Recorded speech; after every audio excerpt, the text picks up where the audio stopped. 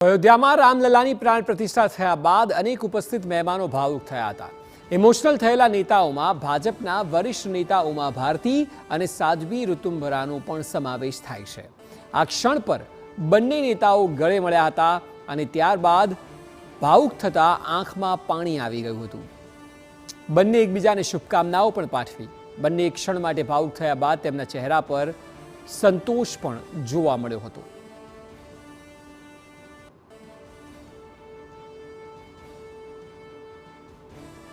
મહત્વનું છે કે બંને નેતાઓએ રામ મંદિરના આંદોલનમાં મોટી ભૂમિકા ભજવી હતી। 1992માં બંને કાર સેવા કરી। 80ના દશકમાં સાધ્વી ઋતુંભરા રામ મંદિર આંદોલનનો પ્રમુખ ચહેરો પણ બન્યા। ત્યારે તેઓએ હિન્દુ જાગૃતિ અભિયાનની કમાન સંભાળી હતી। 6 ડિસેમ્બર 1992માં જ્યારે વિવાદિત ઢાંચો પાડવામાં આવ્યો ત્યારે સાધ્વી ઋતુંભરા ત્યાં હતા।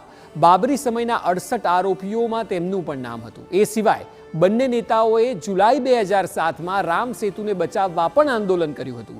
આજની ઘડીને પ્રત્યક્ષ જોતા બંને નેતાઓ ભાવુક થઈ ગયા હતા।